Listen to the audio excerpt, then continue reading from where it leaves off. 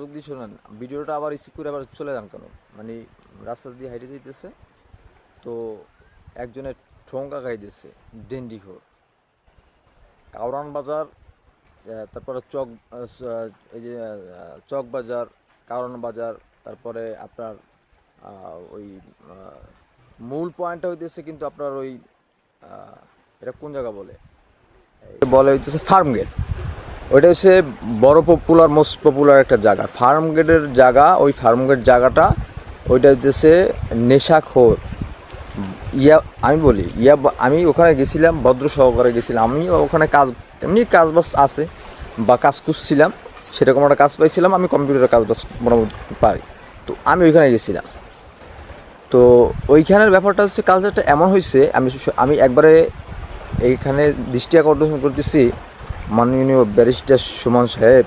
শোনেন, মাদকপুরে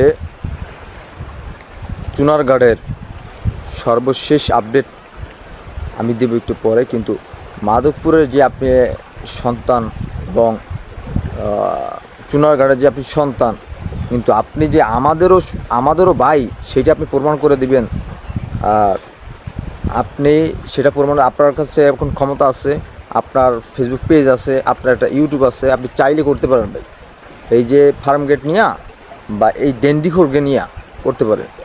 তো ব্যাপারটা হইলো, ওইখানে গাঁজা চলে ওপেনে, কেউ কিছু বলে না ভাই, কেউ কিচ্ছু বলে না। আপনি যদি দেখাইতে পারেন 500 টাকা দেবে ভাই, কেউ কিছু দেখা যাবে। আমার সামর্থ্য আছে 500 টাকা, এর বেশি নাই, আমি তো গরিব মানুষ।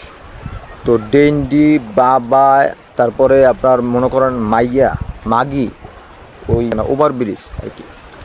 আর ওভার ব্রিজের উপরে বসে রয়েছে এখন 3টা মাইয়া আইছে, তাও আবার বয়স্ক বয়সী মহিলা। চিন্তা করা যায়, মা বয়সী মহিলা এসে বললো যে যাবা। আমি কি কোথায় যাব? আমি তো চাকরি করতে আসছি, চাকরিটা করছি, ভালো লাগে নাই, বাসায় চলে যাব। এখন মনে হয় না এখানে থাকা সম্ভব, কারণ মানুষের যে একটা কালচার। তো বলতেছে যাবা। এরা আসলে মূলত কিসের জন্য এই পথ বেছে নিল? আমার প্রশ্ন জাতির কাছে, এই জাতির কাছে আমার একটা প্রশ্ন থেকে গেল। এবং ব্যারিস্টার সুমন ভাই যেহেতু থাকেন, যেহেতু আপনি এমপি ভাই, আপনার হাতে পাওয়ার আছে, পাওয়ার থাকলে অনেক কিছু করা সম্ভব। আমি জানি পাওয়ার থাকলে অনেক কিছু করা সম্ভব। আপনার এই ডেন্ডি খায় কেন? বাচ্চারা, ছোটো ছোটো বাচ্চারা দেখতে কান্দন আসে, ছোটো ছোটো বাচ্চারা। আজকে এই সমাজটা কোথায় গেছে? ছোটো ছোটো বাচ্চারা ডেন্ডি খায় কেন খায় ভাই? সমাজটা কোথায় গেছে? সমাজটা নিয়ে ভাবেন না কেন আপনারা? দেশে তো বুদ্ধিজীবীর তো অভাব নেই কোনো।